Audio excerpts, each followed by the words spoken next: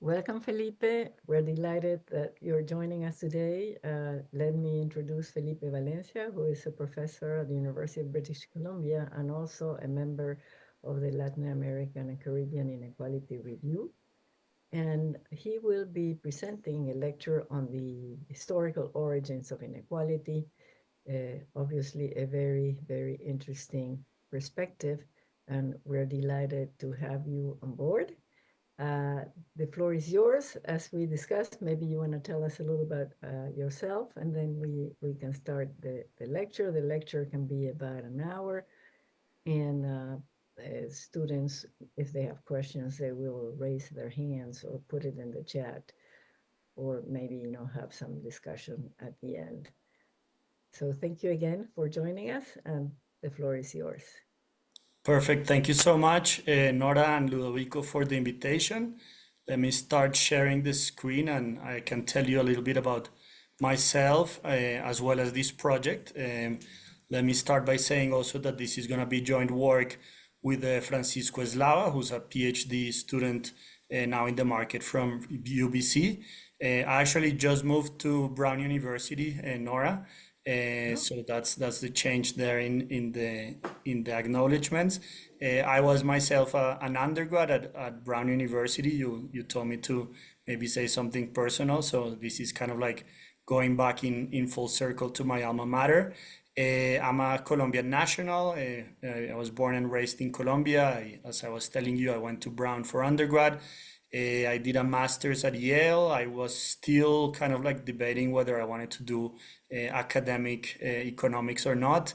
I worked for that for 2 years at the World Bank in Washington, D.C. And after that, I decided that yes, I wanted to pursue my PhD. So that took me to Europe. I was in Barcelona and London.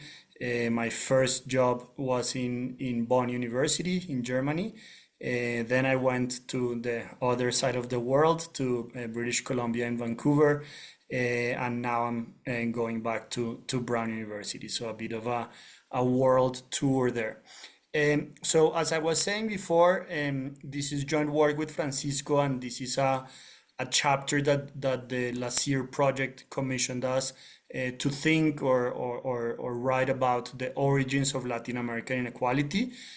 So, I mean, of course, you're taking this class and you're gonna soon be experts on this topic, but I wanted to give you like a very short overview of what is this project and where does our chapter fit into like the entire LASIR edifice. And then, of course, we are gonna go into our actual topic, which is the historical origins of inequality.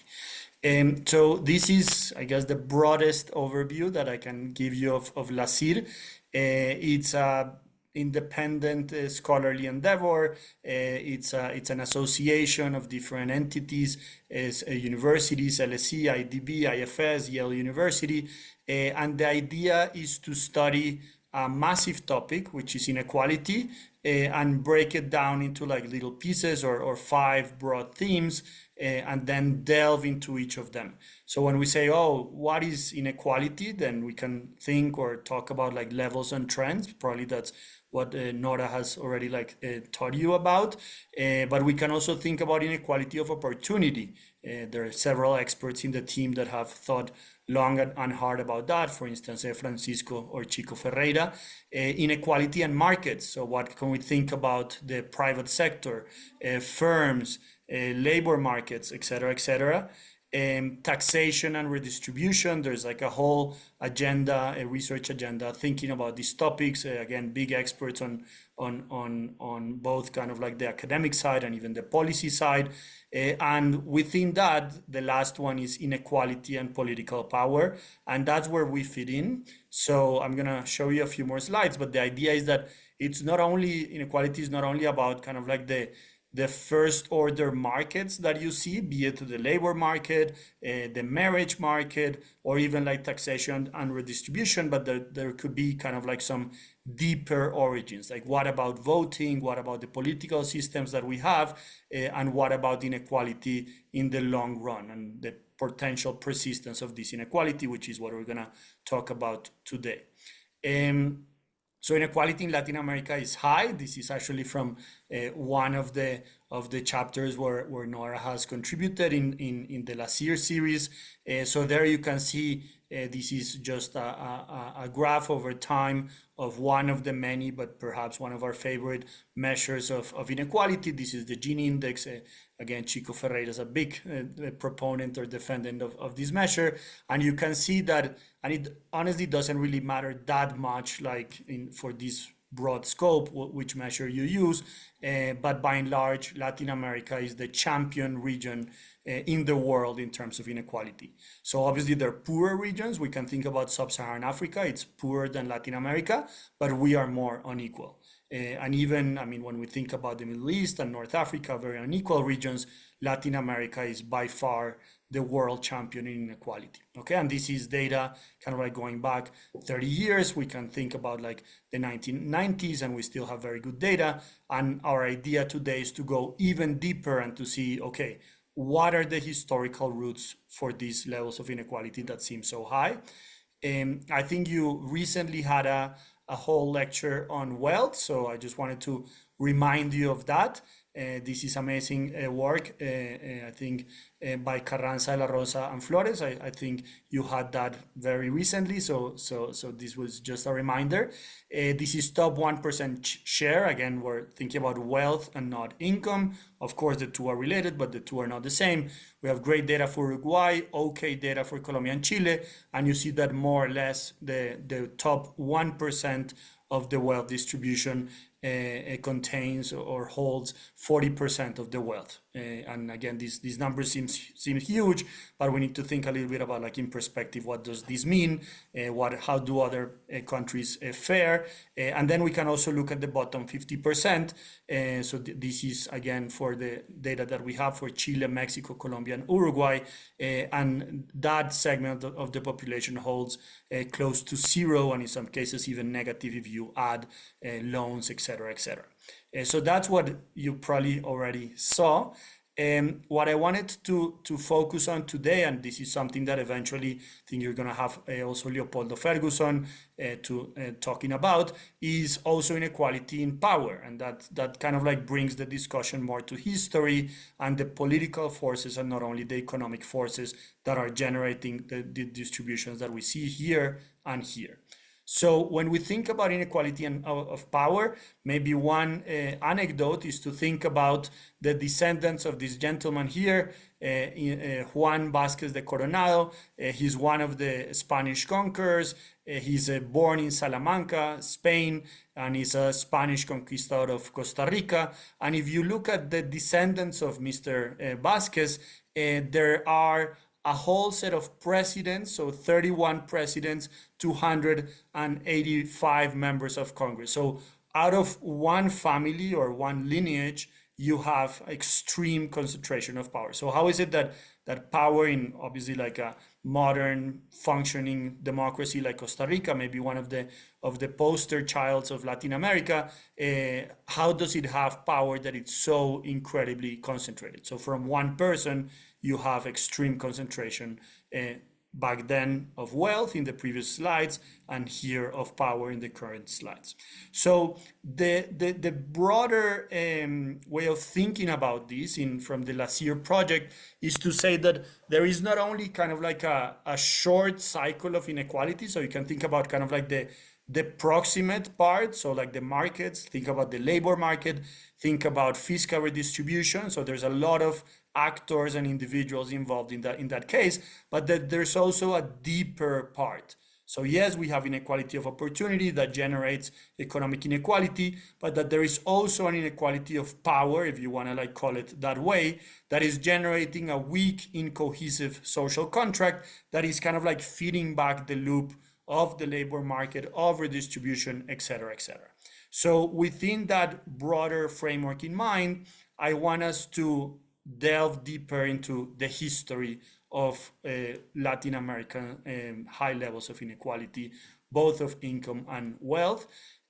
So for that, we motivate with a quote by Rousseau in the article, and that's kind of like to differentiate between the natural or physical inequality. So of course this is 18th century language, so difference in age, health, bodily strength, and the qualities of the mind or the soul, and the other, which he calls these more political inequality. So this is kind of like a broader definition of politics, not only voting, but why is it that he asks this question, that there's some people that have more privileges than others, so to the prejudice of others, so that one is being richer, more honored, more powerful, and even that of exacting obedience from there. So why is it that we have not only different people like age, gender, etc., but also differences in this political power, if you will?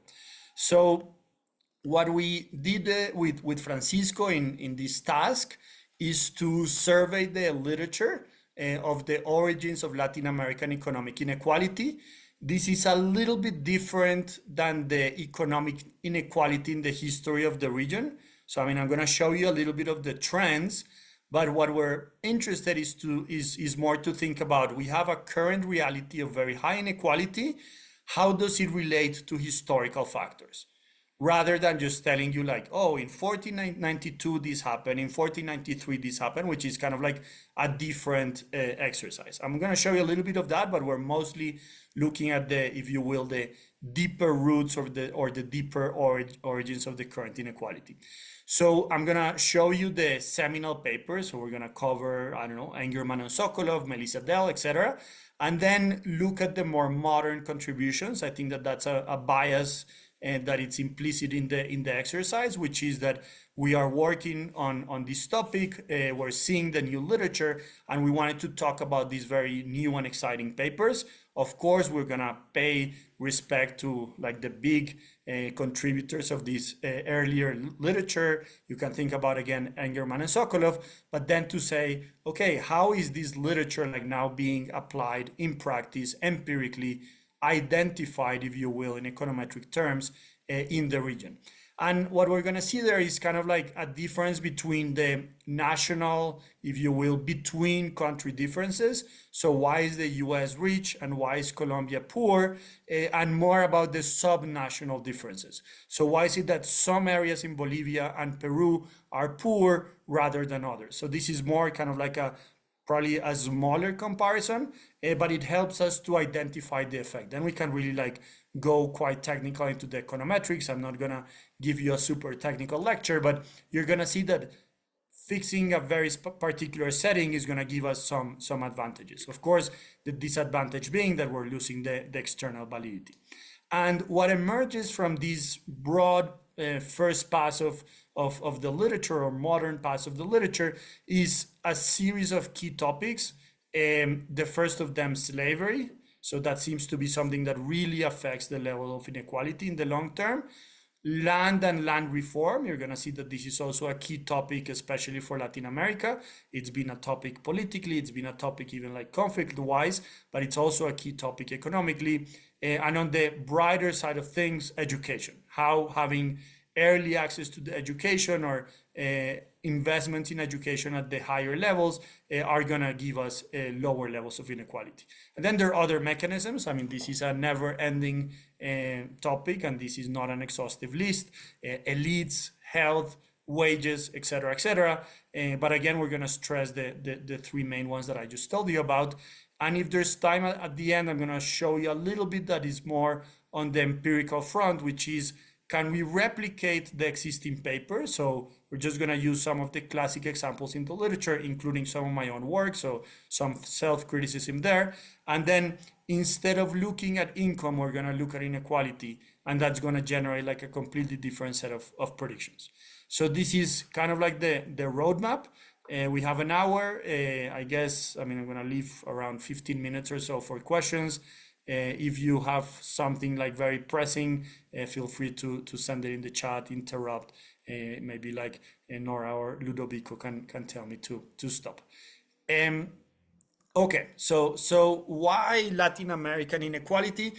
It's high, but also the interest in Latin American inequality is sky high. this was, I would argue, kind of like coincidental. I don't know if this is causal with the COVID-19 pandemic. So you're gonna see that there was some progress in terms of like inequality levels in the region, but then we kind of like went 5 years or even a decade backwards because of COVID. So the interest in Latin American inequality is high. This is just using one of these n-grams from Google. And in terms of actual trends, we can see that the interest is as high as the levels of inequality. So this is a lot from Nora's work, from Leandro Prados de las Cosuras' work. And what you can see is, and it doesn't really matter, again, how you cut it, is in Latin America, the 4 biggest economies, the 6, the 15, the 16 biggest economies, you see kind of like a secular increase in inequality during the 20th century. So I have given you already like some data that was going back to the 1990s. Here we're going to go even farther back. Of course, then the quality of the data becomes a little bit iffy. Then we have to have fewer countries, etc. But by and large, you can see a secular increase in inequality during the 20th century. So starting from the 1870s to the 1990s, there is higher and higher levels of inequality in Latin America. Nora's work gives us a bit of hope, which is, however, there was a decline during the 2000s. So if you take again the biggest economies, Argentina, Brazil, and Mexico, there seems to be a decline during the 2000s. So this again could be because of conditional cash transfers, because of better redistribution, because of growth. I mean, Nora can tell you all about that, but that's pre-COVID. So remember, like the big peak in the interest of Latin American equality by the 2019 and 2020s, we're kind of back at very high levels of inequality. So this is just to give you a sense where the earlier trends that I showed you are coming from. So what happens before the 1990s, what happens specifically during this 1990s decade, and where are we now? So very high levels of inequality as I showed you at the beginning. Then there is more speculation, because if you see, okay, the data here stops or ends in the 1870s, but what if we wanted to push that even further back? And then there's kind of a debate in the literature. There's people like John Williamson out of Harvard saying, now emeritus, saying, look, if you want to guesstimate the inequality in the history of Latin America, it might look something like this in 1490. And again, I mean, this is the previous data is not that great. This is almost pure speculation. And it has increased up until the 1920s, the 1930s, and maybe this is because of the Belle Epoque. So it was the commodity booms of the 20th century, the ones that led to more inequality. That's what like Williamson says. The other idea is to think about along the lines of Williamson and also Branko Milanovic at the World Bank before, which is, can we draw an inequality possibility frontier, which is give me a level of income, and for that, what is the maximum level of inequality that we can have? So remember that we need a little bit more of income for there to be inequality. Imagine everyone is absolutely poor, then it's hard to have inequality.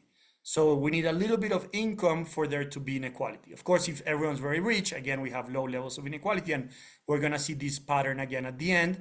So if you do that, Nueva España, so nowadays Mexico in the 1700s, it's almost at the peak of this inequality frontier. It would have needed to be richer, like Chile in the 1860s, in order to have even more inequality. But kind of the conclusion is that some Latin American societies are the maximum possible level of inequality that you could have. Again, take these results with a little bit of salt. We don't have that great data going so much further back in time, but it's just to give you a sense where these societies were.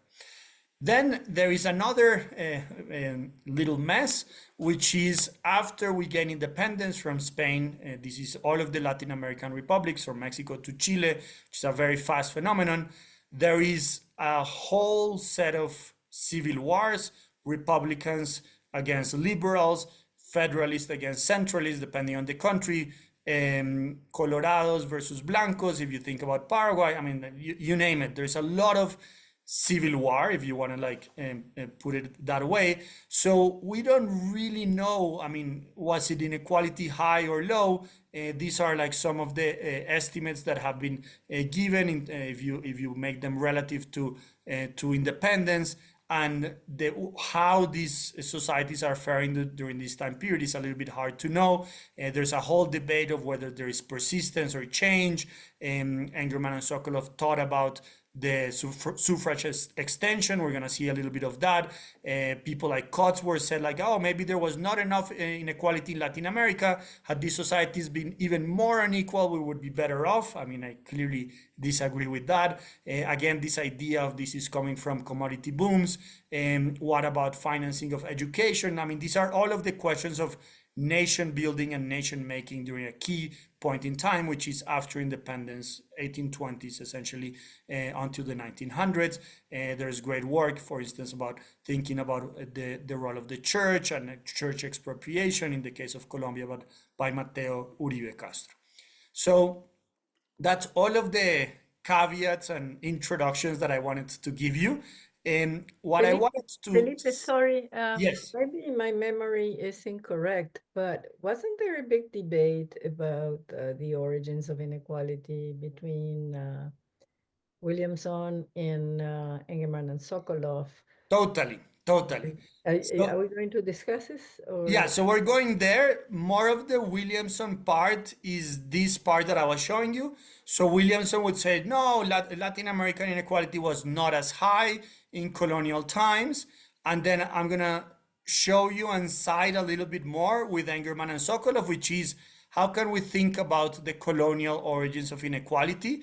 Actually, if you want to think about this topic, very recently, there was an article showing that the levels of inequality in pre-colonial societies in Latin America, in particular the Aztec society, and this was published in, I believe, in Nature or one of the Nature journals recently, was very high. So here is kind of like a black box, but we're starting to get more data points, I would say, kind of probably favoring the Engerman and Sokolov view. So yes, Nora, you're exactly right, and we're gonna enter this turf or this territory. So what we want to explain today is, I mean, you probably already know the graph on the right, which is a very rich or a richer north, especially the US and Canada, and kind of like a poor Latin America, a dividing line starting in Mexico, and the whole continent being kind of like a poorer south and a richer north. This is different from the picture, I mean, slightly different from the picture that you get on the left, which is what are the levels of inequality in the region. And there, actually, Canada is pretty equal, the United States less so. But you can see that even though kind of like the whole continent is poorer, there are some countries that are more unequal than others. Think about the inequality champions. The usual story is Colombia, Brazil, and you're going to see in a second in terms of land also Chile. So that's the map that we want to have in mind, kind of at the national level. And as Nora was saying, one big explanation of why this happens is Engerman and Sokolov. So they write this in a series of articles starting in 1997. And the idea there is it all depends on the natural endowments. They're trying to explain this difference of like a rich north and a poor south. So it's more of a regional inequality in Latin America. And they gather mostly qualitative evidence, but their theory is quite powerful and says, look, you start with some natural endowments, could be the soil, then you set some set of institutions, it could be slavery, actually slavery is a key part of their argument, and then that's what's going to determine economic performance in the long term. So you're going to have very high inequality, and very high inequality is going to lead to lower growth. That's kind of like probably the weakest part of the statement, but they do say slavery is important, and they also stress the Caribbean is important. So I'm going to show you all of these things, not only the original formulation, but also the more empirical formulations of these, and probably the most famous one, which we are, if there's time at the end, cover is going to be by now the work of the Nobel laureates Acemoglu, Johnson, and Robinson, thinking exactly about these issues at the world level. But I can show you kind of the replications that we did for this paper. So of that broad theory. Of course, there's Acemoglu, Johnson, Robinson at the national level. But what I wanted to show you is also the more specific within country evidence. So Melissa Dell, in her path-breaking econometric article in 2010, looks about the long-term impact of the MITA labor system, and that was kind of a rotating labor tribute in what nowadays is Peru and Bolivia. And she uses econometrically a geographic regression discontinuity. I'm not going to get, again, too technical in this lecture, but the idea is there is this boundary. If you're inside, you're part of the MITA. If you're outside, you're not part of the MITA, and you don't need to like give your tribute labor. And then what she observes is many years later, so this institution was abolished in 1820. So, but today, if you go in 2010, when she wrote this piece, she finds negative effects on consumption and higher stunting. Stunting is a measure of underdevelopment and undernutrition in areas that are inside the MITA. So again, an institution from the past could have long-term impacts today and explain some of the inequality even directly on health outcomes. And then she has a whole section on, is this because of haciendas, public goods, sectoral composition? But rather than delving into that, let me show you some of the new work on this area. So Melissa was very influential and very path-breaking, but there's a lot more there. So she thought about the mitas. Now there's people, for instance, Luz Marina Arias and co-authors in Mexico thinking about the role of haciendas. So this is a map of central Mexico, and she looks at areas that had Jesuit haciendas perform better than areas that didn't have such Jesuit haciendas but had different type of haciendas. There's similar work of another colonial institution, encomiendas, in Colombia. So this is not exactly the tribute labor that Melissa was studying, but it's another colonial institution for indigenous people. And there's also long-term impacts of that. This is the work of Jean-Paul Faguet and co-authors, including Fabio Sanchez here in Colombia. And then Ecuador has there's a great paper by Alex Rivadeneira on conciertos, which is a type of feudal labor arrangement where people would buy the land with the indigenous people. So you were literally tied to the land. So it's not slavery, but it's as close to as we had to slavery in the Andes in a more indigenous context. So yes, there's the great work of Melissa, but there's a lot of other papers like now looking at other institutions that also had long-term effects. And again, the idea, back to Engerman and Sokolov. I know you don't want to go into the technical things, Yes. but one immediate question that came to me is, what if the people who remain in these areas were the worse off? So migration helped. Oh yeah, that's a big topic. So let me center on Alex's work.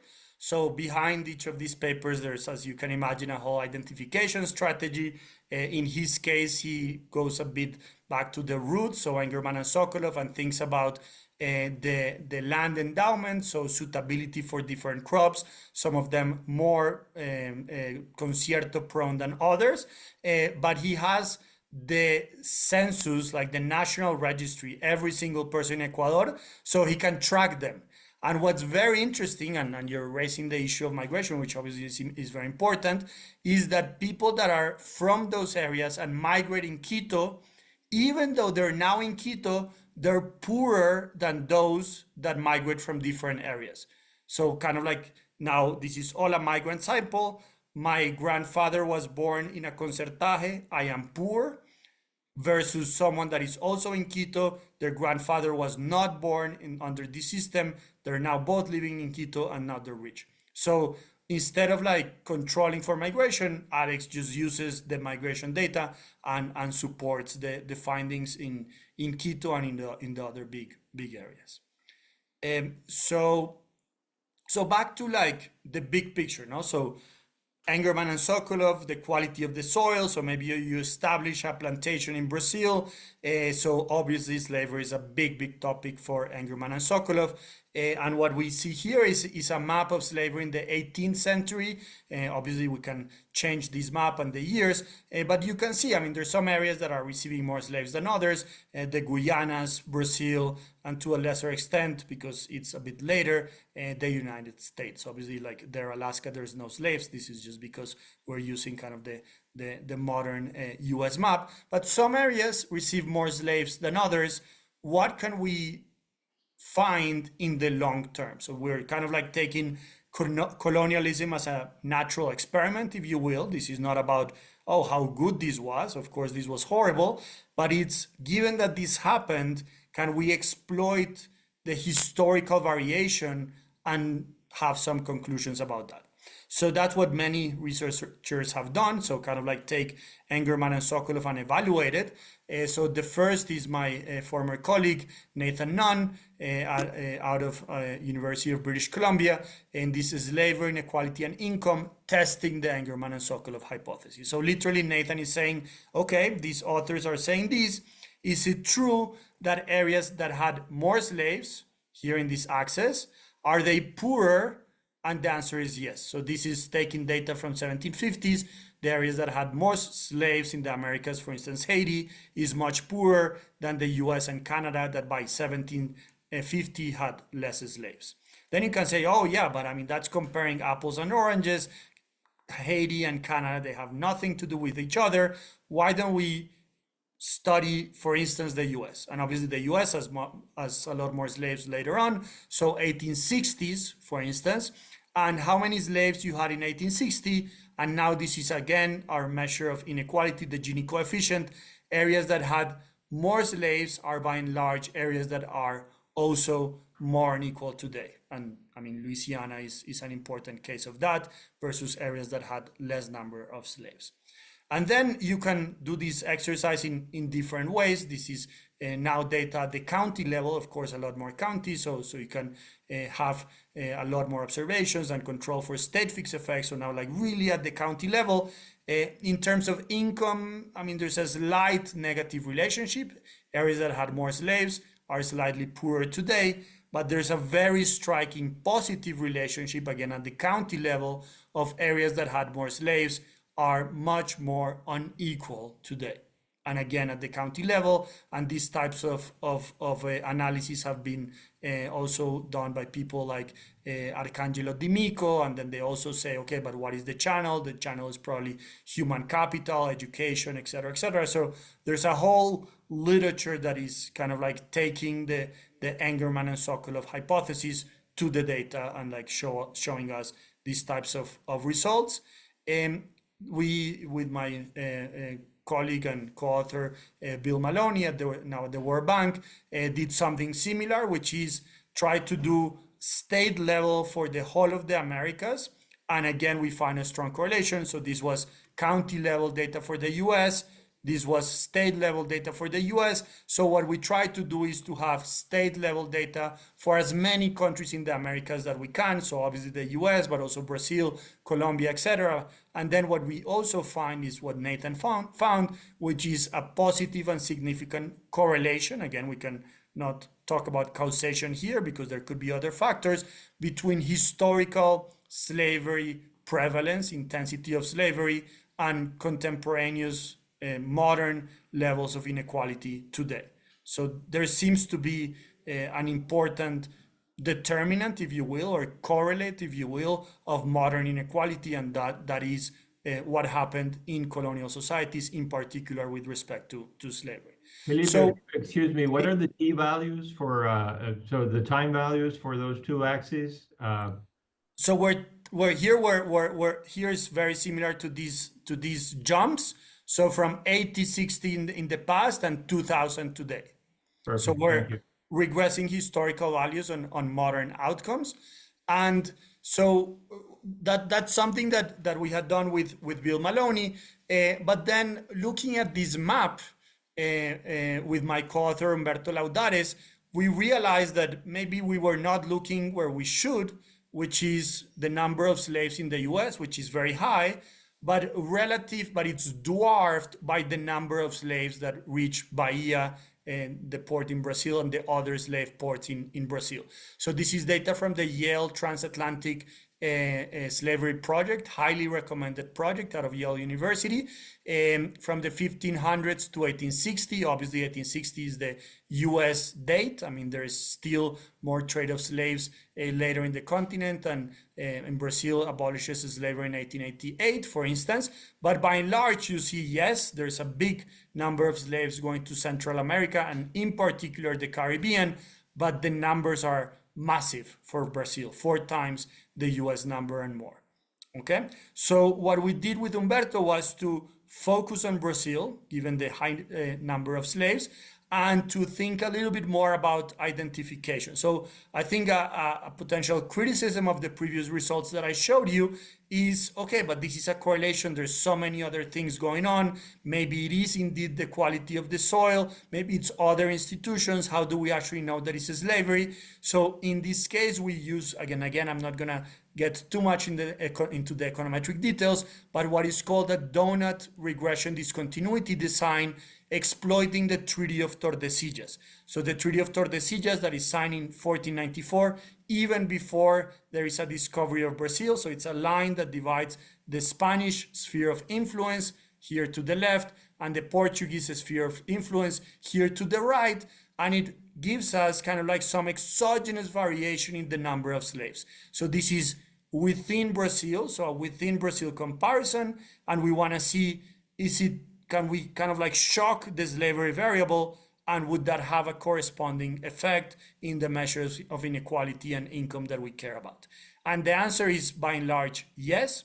So this is now using disaggregated historical information for Brazil. This is the 1872 census. So as I was telling you before, slavery is abolished in 1888 in Brazil. So we can use the 1872 census to look at number of slaves at a very disaggregated level, the municipality level, and even the parroquia level, sub-municipality in Brazil. And we use this line, the Tordesillas line, that is back then in colonial times, dividing the Spanish versus the Portuguese sphere influence. And what you also need to know here is that the Portuguese had a relative comparative advantage with respect to the Spaniards in terms of the trading and selling of slaves, mostly because of their exploration of the African coast, and then also because of they were the first to develop these markets. So what we find is that indeed at this Tordesillas line on the Portuguese side in 1882, there's a significant and discontinuously higher number of slaves in the past relative to the Spanish side. And again, within what nowadays is all Brazil. So that's back in the past. And then now back to Ludovico's question, we're going to jump in time to 2010, and we're going to see if at the same line there is also a discontinuity in inequality today.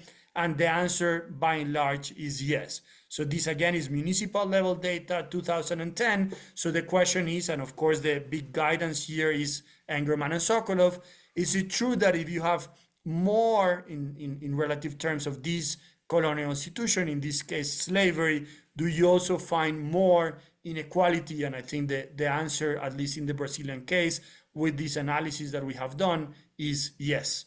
More slavery equals more inequality today. Again, kind of like linking the present to the past. Felipe, may I ask a question about Please.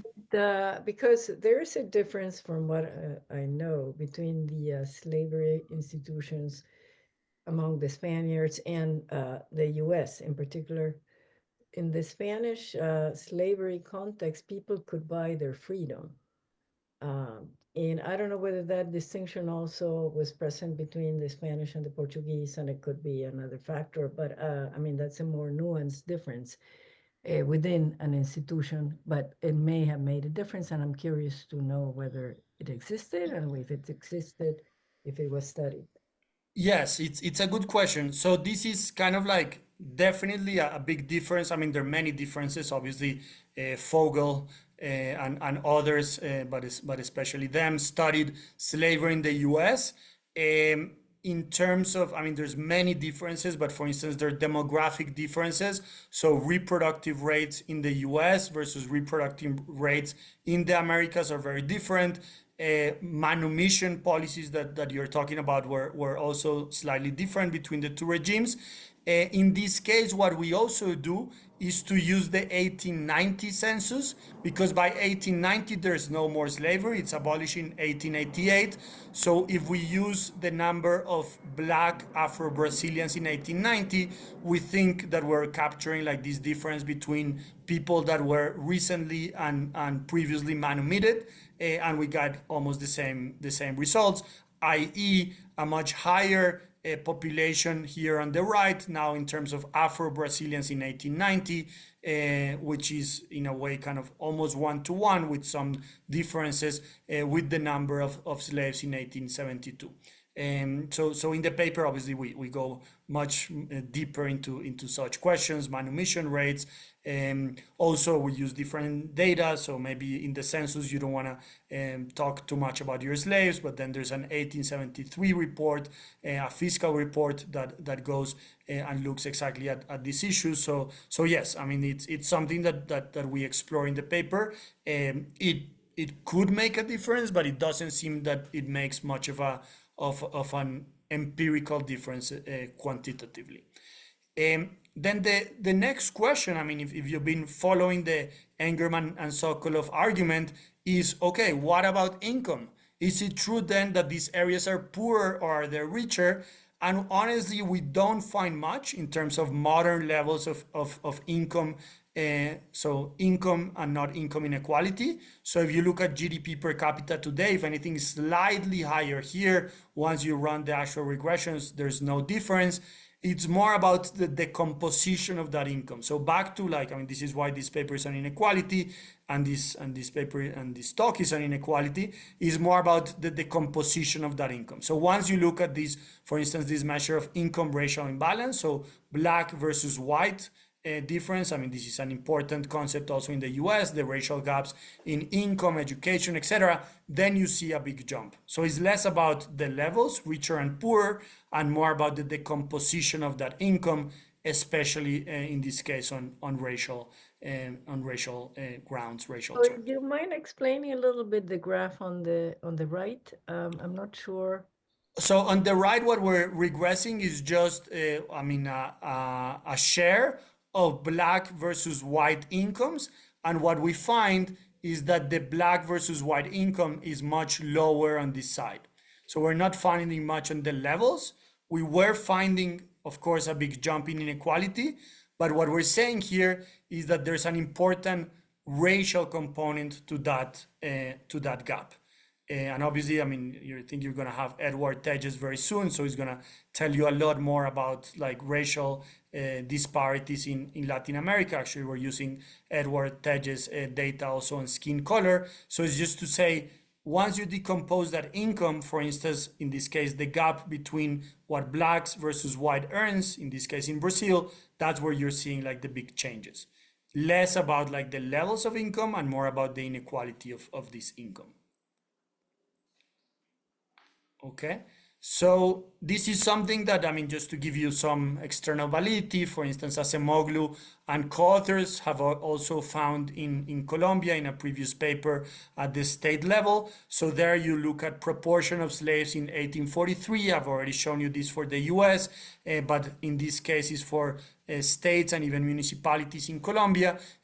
States that had more slaves, for instance, Chocó, very heavy on slavery in colonial times, are also poorer today, and areas that receive less slaves, like Bogota, where I'm right now, are richer today. So it's just to show you kind of like a bit more of this empirical evidence on the important role of slavery. And let me now move to another key topic, which is land and land reform.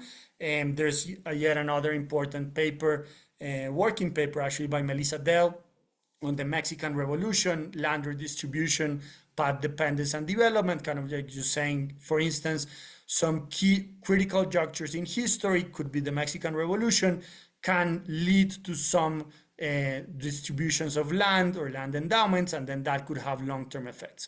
But it's not until quite recently, for instance, the work of Eduardo Montero at the University of Chicago, Chicago Harris, that looks at the specific effect of property rights. So for instance, what happens when there is a land reform in El Salvador and the property rights are now cooperative, what happens to the production? Michael Albertus, also at the University of Chicago, looks at land reform and shows that it reduced subsequent conflict in Peru. This is mostly the Sendero Luminoso, or the Shining Path guerrilla.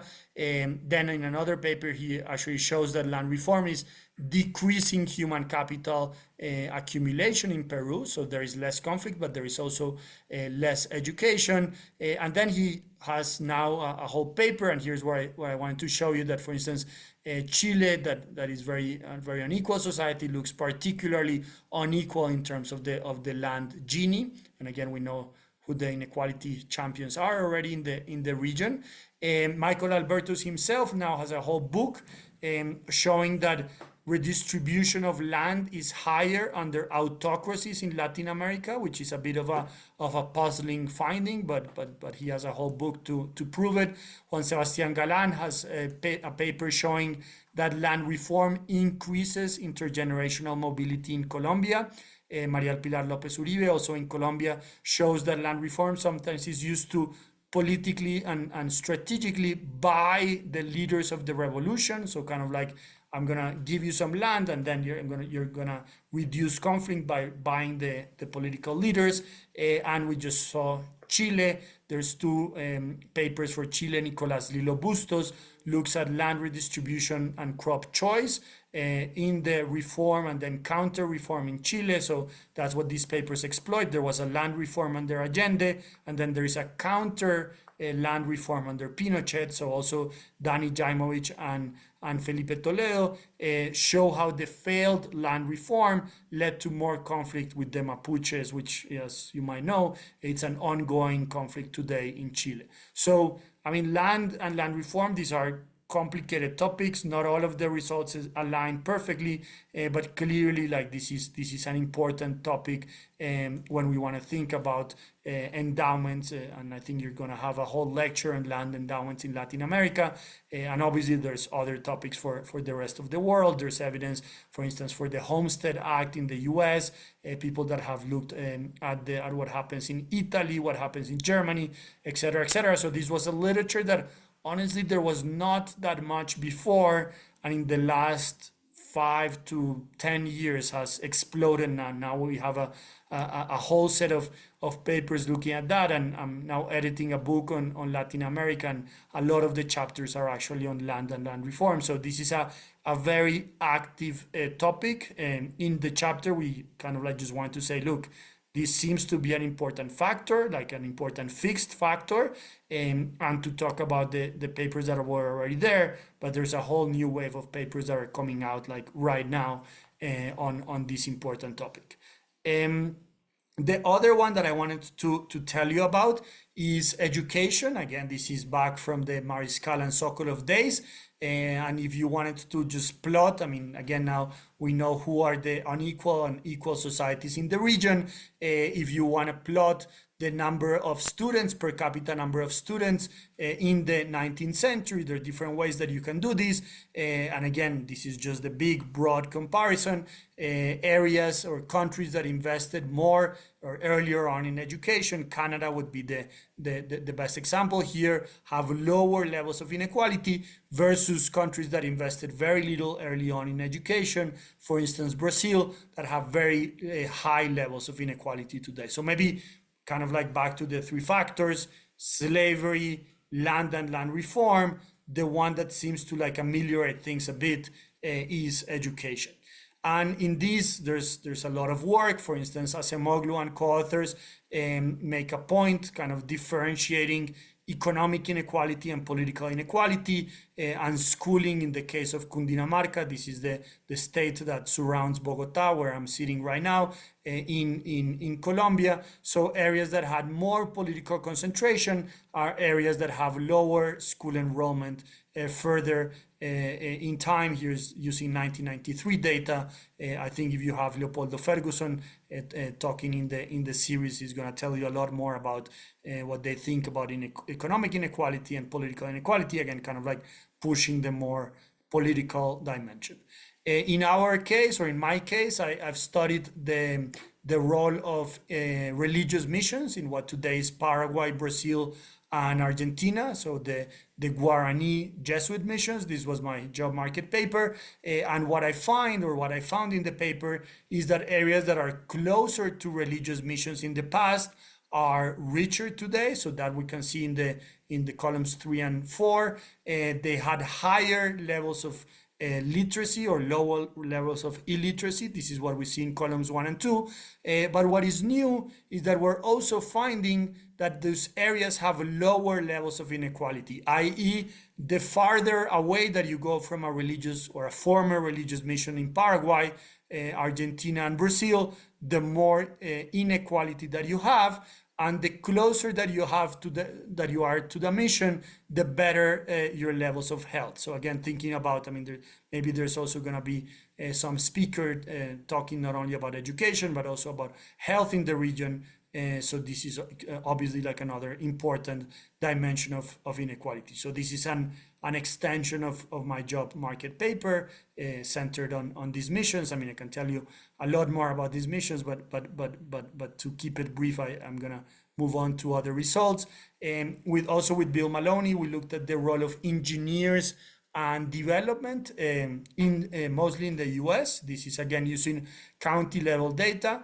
We find a big impact in terms of income. We don't find much in terms of inequality, but actually in terms of the number of patents, areas that have more patents and more innovation are also areas that seem to be more unequal today. And in the paper, this was also already a published paper. Here we're just extending some of the results.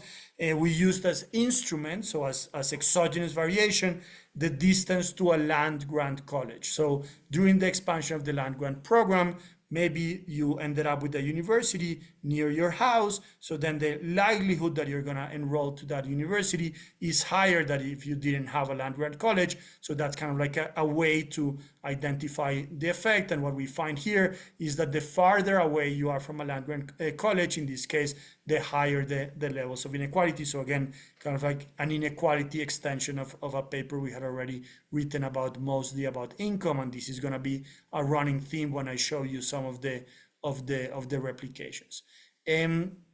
Other topics that we think that are important and that we don't have like enough space to cover in a survey article is the role of international migration. Obviously, this is huge for the US, the age of mass migration in the 1850s, but is almost as big for countries like Argentina and like Brazil in Latin America. So here's the yearly number of immigrant arrivals to Argentina in thousands. So there are years where you have 400,000. Those numbers are high even for the US today. Imagine 400,000 new immigrants arriving to Argentina during this age of mass migration. Very nice work by Federico Droller, Martin Fishbein, and Santiago Perez on this for Argentina. Aldo Musacchio and co-authors have also a very interesting paper on the role of migration in Brazil, and what both of these papers have in common is to show what is the positive impact of that, more on the urban arena in Argentina and more on the rural side, in the agricultural sector in the case of Brazil, in the paper by Aldo Musacchio. So this is kind of like how migration is going to affect education, and education is going to affect prosperity in the long term. Again, we don't fully delve into this topic in the interest of space in the chapter, but we think that this is an important area of research. There's a beautiful paper of elite persistence, especially for Colombia, but this has also been extended for Venezuela by Javier Mejia. So there's a lot of talk about the elites and the wealthy elites in Latin America, and the elites block this and block that. So for instance, if you think about political inequality, but only until Javier Mejia's paper do we have kind of a better answer to what are these elites? So each point here is going to be a banker, is going to be a manufacturer, and there's going to be all of these links. Maybe, yes, you have a loan with my bank, but maybe also I married your daughter. So things like that. So what are all of the links? What are all of the social links? What are all of the economic links of elites here in the state of Antioquia, perhaps one of the richest states in Colombia, and a question that has been asked several times back to Hirschman and Ann Twinham in the 60s and the 80s. A broader paper on conflict and democracy by Leopoldo Ferguson and Juan Fernando Vargas, that in a book that I edited. Also about intra-elite conflict in Venezuela. So how did Venezuela ended up with the economic and social disaster that we have now? So Dorothy Cronick and Francisco Rodriguez look at this question. So kind of like thinking about elites per se, how do we study them, and are they really like blocking the things that we say that they're blocking or not? Health, I'm by now I think I'm gonna run out of time pretty soon. I think you're gonna have a whole session on this, but for instance, Eduardo Montero that I mentioned before has a very nice paper on Chagas and health inequality in Brazil. So some areas that have more exposure to Chagas, a disease that affects the heart, are more unequal in terms of health today, and what were the eradication campaigns that were done in the area or not.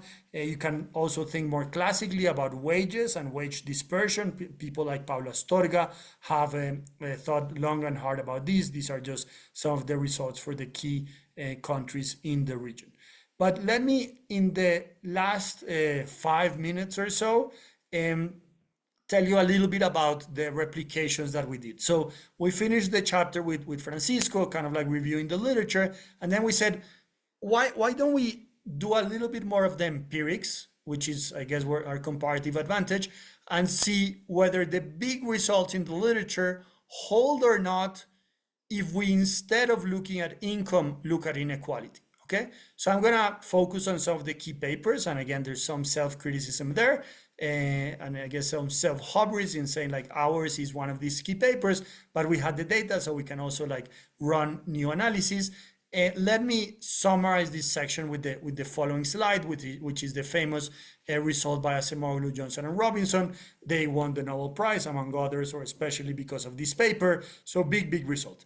So original AJR, log of settler mortality, areas that have a lot of disease environments are areas where Europeans are not going to settle, and they're not going to bring their great institutions. So areas that have more log settler mortality are poorer today. Okay, that's their famous 2001 and 2002 result. So you can compare Mali with, again, Canada and Australia. So these areas are rich, these areas are poor. Okay, that's with respect to income.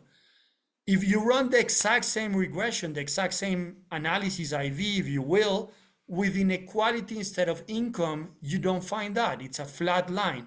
Areas that have more disease environment are not necessarily areas that are more unequal today.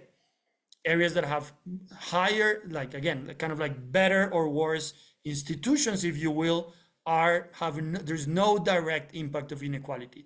So this is where I think that, I mean, even though there's a lot of discussion and criticism, and we can obviously have a debate on that, is where some of Kuznets might be right, at least in the cross section, or at least we should think about that possibility, which is we need more income for there to be inequality. If you're super poor, if you're Ethiopia, it's so poor that there's going to be very little inequality. If you become a middle income economy, so think about Bolivia, for instance, yes, you're richer, but now you're also more unequal. And then if you're very rich, think about Sweden, Norway, etc., then inequality is low again. So I'm not saying that Kuznets is right, and I mean, a lot of papers have been written also like debating Kuznets, but it's to say, okay, maybe we should think about kind of like the process of the development of inequality as a more dynamic picture of going from low to high to hopefully and ideally lower levels of inequality. Again, this is only a cross section, but it helps us explain why some of these papers fail.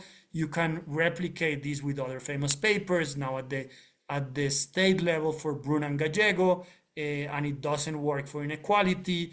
You can replicate it. I told you a little bit about migration.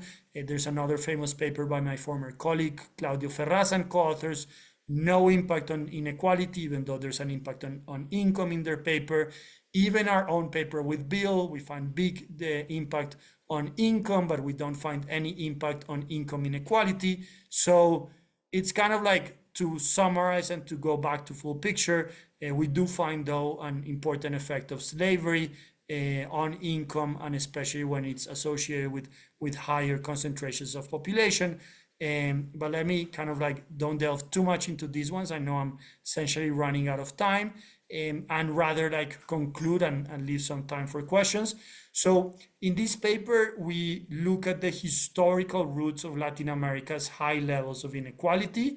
We stress the colonial origins and the factor endowments a bit more than the pre-colonial or the post-independence factors. And again, as Nora was saying, like there's some debate in that literature, so we take more the colonial side of Engerman and Sokolov, if you will.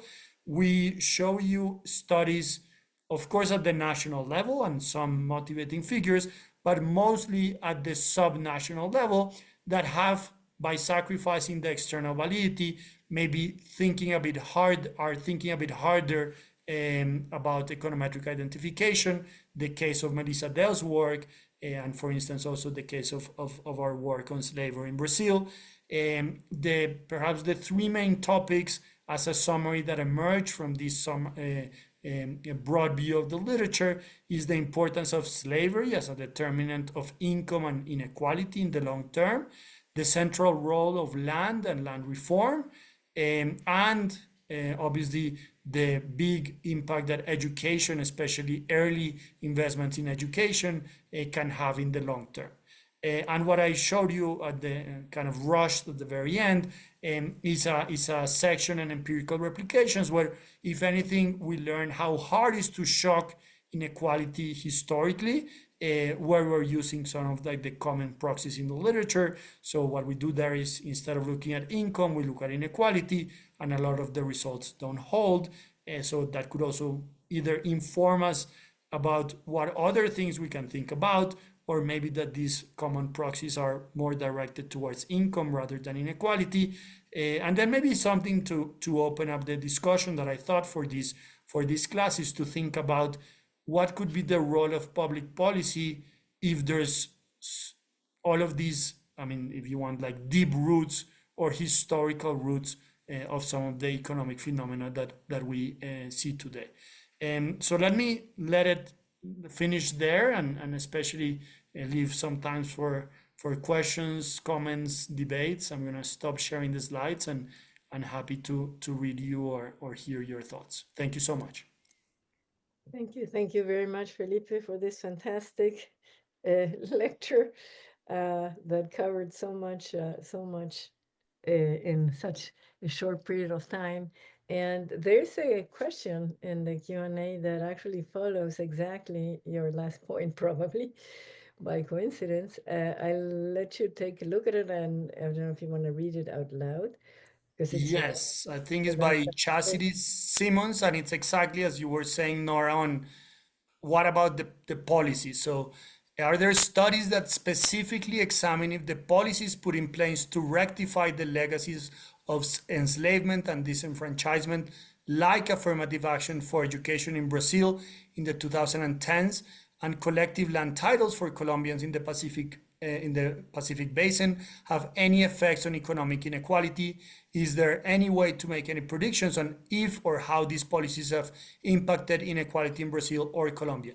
So fantastic question. And yes, I mean, maybe we say, oh, the importance of history is so high, what can we do about it? No, and I think that's a great question on this topic. I know that there is a literature on the Brazilian case. I can give you more specific references, but for instance, Elora de Renoncourt at Princeton looks at these issues. Sebastián Otero at Columbia University looks at these issues, and they build a whole general equilibrium model to think about what happens with affirmative action. It's it's kind of complicated because you can say on the one hand, when there's gonna be on all of these policies kind of winners and losers, so you have to see who is winning. So in the case of Brazil, these would be Afro-Brazilians. There were big quotas, and who might be losing, and that might be kind of like some marginal candidates that before, for instance, could go to university and now they can't. On net, because Afro-Brazilians had lower income levels to start with, and now they're attending university. So in a way, poorer people are going to be richer. So what they find is that inequality is lowered in the Brazilian case. And again, these are complicated questions and policies. So this is not to say, oh, this was a good policy. No, it's like, okay, this was the policy. What happens to inequality? What happens to wages? What happens to Afro-Brazilian wages? What happens to the wages of whites in Brazil? What happens to the wages of indigenous people in Brazil that were not included in this policy? So that's a whole complicated paper on that. And then, because you mentioned it, I mentioned a few times Eduardo Montero. He has a beautiful new paper, and once Juan Sebastián Galán, they have a joint paper that is starting to look at what happens with these land titles for Afro-Colombians. So maybe you know the context since you're asking this question. So in Colombia, Afro-Colombians have different land titles, communal land titles. People like Juan Camilo Cárdenas had been studying that in Colombia. And the question there is, what happens to the land? And it's a big debate because at the beginning, people thought that it was going to be great and that now there's these communal lands. But then there's also a problem that you can never sell these things. So, for instance, you cannot use it as collateral for a loan and you cannot sell it. So I think for some outcomes is quote unquote good. And for others, there's been like some complications. So, I mean, definitely important questions worth doing research on. I'm happy to either write in the chat, but essentially it's by Eduardo Montero and Juan Sebastián Galán. I don't know what the latest is because this is work in progress, but yes, you have the right intuition that these are important questions. So Felipe, yeah, maybe you can write the references for. Yes. But your own answer to the last question. But perhaps, let me first then summarize what I think permeates from your work is that in terms of the historical roots, 2 or 3 elements are quite important in terms of persistency of inequality to today. One is the presence of slavery. The more intense the presence of slavery was, the more unequal the areas. The second is land concentration. The more concentrated the land was, the more there is inequality today. And here perhaps there should be a side question is whether the land redistribution efforts were successful. It's Totally. a very important topic. I'm always wondering what happened with the Mexican Revolution and Oh yeah. which We I don't don't know know. what the counterfactual would have been, Yes. but it didn't seem to have created a very equal society. Yeah. So that's where the land redistribution could counter that. Obviously, the elimination of slavery did not perpetuate certain types of inequality, but the descendants of slaves are still hurt today because of initial conditions, right? That's probably what we're saying. And education, that the more you had investment in education, the less inequality you see today. And probably there were those, 3 probably did not work independently. Yeah.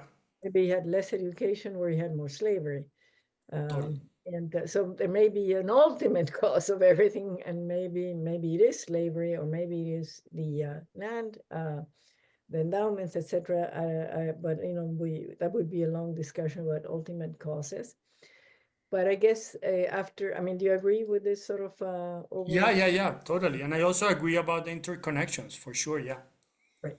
So having said that, then going back to your last point, do you have particular prescriptions, policy recommendations to uproot the fundamental or the historical, let's not call them fundamental since there may be discussion about what are the fundamental causes, but the historical roots, are there ways to undo them today that you think are more effective or not? Or is that still a very open question, open for research? Yeah, I think Can I, it's a, can I pile on there just for a second? yeah, Because I think that Nora summary collects the broad trend of your correlations. yeah, But it's also true that those correlations have a wide spread, right? So there's a lot of variation for the same levels of inequality, right? Or on the other axis, right? Slavery. So can you nuance your response by taking that into account? What might explain that level of vertical variation in your regressions? yeah. Okay, so I think that these are excellent questions, and I definitely agree with this summary. I think one thing that this type of research, more than my research or the Nobel laureates research, but like this type of research in general does, is to, as physicists, tell us what are some of the important forces. And physicists might say it's gravity, economists might say it's geography. So this type of research of the historical roots tells us, I think, history also matters. If you want to look at what happens to Bolivia today, to Peru today, to Colombia today, yes, you're going to have, as Ludovico was saying, maybe 75% of the answer if you look at only modern variables. But there's going to be, I'm turning your question on its head, which is there's going to be some variation of why is it that my educational policy, which was national level in Bolivia, didn't work out as well in the Quechua areas, in the Aymara areas, and then we need to go into the history of the Quechuas and the Aymaras, and that's exactly what like some researchers like Jose Perez Cajias did in their summary chapter for my book, volume 1 of my book. So now, what are the answers and what explains the variation? I think that it's hard for two reasons. It's hard because we still don't know what the best way to deal with these things is by themselves. So yes, immense land concentration in Latin America. Many experiments of land reform, some good, some bad. So we cannot say, oh, the answer to land concentration is land reform. Apparently not. Slavery, big problem in the region. Big, I mean, of course, back then, but like long-term effects in Brazil, in Colombia. I mean, and again, here we say Latin America, but very few slaves in many states of Mexico, very few slaves in many states of Peru, but big time slavery historically in Brazil, in the Guyanas, in Colombia. So again, there I think like where we implement these policies is important. But what works best, we don't know yet. Is it affirmative action? Maybe, but I think that what the right answer is depends not about like what these individual problems are, but their interconnections. So as Nora was saying, like maybe slavery has a terrible impact on inequality today, but as we posit in the paper with Humberto, and we didn't go fully into mechanisms, it's mostly through education. So if it's mostly through education, more than slavery per se, we should think about educational policy. So I think that the questions that you're posing are hard enough by themselves, but are even harder because they all have ramifications. So yeah, maybe there is land concentration because there was a slavery, but maybe what is really like driving the modern results is education, so it should be educational policies. And I think that that's where we are right now. So we have 1 minute. Let me just use Audrey's question in the chat also for this, and let me just, I'm gonna share the paper on the Jesuit missions, but I think that is a nice case study for that. So Audrey, what I found there is that missions that were established early on, 1609, there was expelled in 1767. So you cannot say, oh, the Jesuits are still there. No, they're not there anymore. Those areas have higher education and higher income today. I mean, this is still rural Paraguay, so these are not incredibly rich areas, but that's what I found. And then furthermore, yes, back to like Nora's point, there seems to be that there's also lower inequality, but could that be because of education? Probably yes. So my paper, what was my policy prescription in that paper? Oh, you should establish Jesuit missionaries throughout Latin America? No. I was comparing them to the Franciscans, and I was saying, if you invest in human capital, if you invest in schools, you might have long-term effects in education, in inequality, and in income. What can I tell policymakers? I can only tell them, look, in Paraguay, these areas have differential levels of education because of this intervention. You want to kind of like have more equal access of education in Paraguay. That could be one thing. You want to have clusters of excellence in Paraguay. That could be another thing. You want to have better workforce or work training programs. That's another thing. But knowing what the forces are, it's almost like knowing what the geography of your country is. Do you have a coast or not? If you don't have a coast, well, I mean, why would you have a shipping company? And here, same thing. I mean, I'm not saying like this is good, this is bad, but there are these historical forces. Whatever your policy prescriptions as a policymaker are, then think about these historical forces to have a deeper understanding of the problem. What is the silver bullet that is gonna fix everything? I don't think that there is one, but it seems that education is not a bad one to think about, because it's gonna, as the problem, it's a transversal problem, is gonna have transversal impact. Yes, it's gonna increase your skills, but then it's also gonna help you in the labor market. Then it's also, when AI comes, it's also gonna help you to like change a little bit, like, or faster, like how to react to these things, etc., etc. So we're definitely out of time. Let me send you, Audrey, and everyone, the paper. Happy to discuss offline. And thanks a lot, Nora and Ludovico. This was very, very exciting. Yeah, no, I mean, thank you. It was, like I said, a fantastic presentation that whetted a lot of people's appetites, as we can see. And I just wanted to say one thing. Maybe slavery was the cause, the ultimate cause, because the education system did not, I mean, there was no reason to invest in the slaves' education. You didn't have to be educated. But it doesn't mean that the correction, the treatment, cannot be education. So the Totally. remedy can be something different from the cause.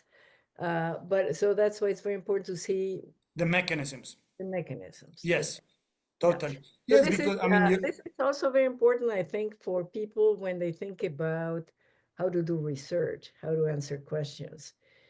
You know, ultimate causal factors operate through mechanisms, and those mechanisms may be actually give you the solution down the road. totally, totally. This is just, you know. I think that's a great summary, because yeah, we have the impossibility that we cannot go back in time. And if you tell me like this region of Chocó in Colombia had too many slaves and that's why it's poor, yes, but that's our current reality. I cannot go back in history and fix that. But if you tell me, and because of that, there is land concentration, there's education, even though academically we're fixated on the ultimate, then maybe in terms of policy, it's more effective to say, yes, because of that historical legacy, now there's differential access to education, let's invest in education in these areas. Even though like we cannot change history. I think I like that conclusion. I agree with you. Sort of what we could say, you know, you cannot do the Back to the Future like the correct 1980s movie, but you can maybe undo certain yes. of the consequences. But I think it's important to be aware of the historical drivers of things that we observe today, because if not, we say, oh no, this let me just give you this pill, and this pill is a 2025 pill, but there's like an 1880 problem. So that's where I think it's important to have that perspective. There's also a lot you can derive from looking at educational interventions throughout the region, even in Totally. the 19th century. And there's broad variation across the region too. Totally. Which is So I think, Ludovico, like one interesting area which is starting to be there is take a very, I don't know, plain vanilla intervention, some RCT, it could be education, it could be fertilizers, whatever. Take something that is very straightforward. Why is it working or not in different societies? I think that they're like, oh, because of this legacy of slavery, oh, because of this legacy of the missionaries or whatever. This is something that is starting to happen. So what happens when you have pension reform in Africa, in some societies that are very matrilinear versus patrilineal, that really respect the elders versus not, that's where the magic is starting to emerge in some, I mean, research that is coming out like right now. Fascinating. We should Felipe, thank you. Yes, thank you so much. We Thank probably you. should start a network of the people who do contemporary analysis with you guys. Yes, we should talk To have more. much- We should you know, talk we more should- for I'm sure. serious about this, I Felipe. think that's a problem that we only think or talk about the history, and you only think or talk about the policy in the other sides, and then we should talk more for sure. Okay, thank you All very right. much. Thanks Thank you, again. Anna. Bye.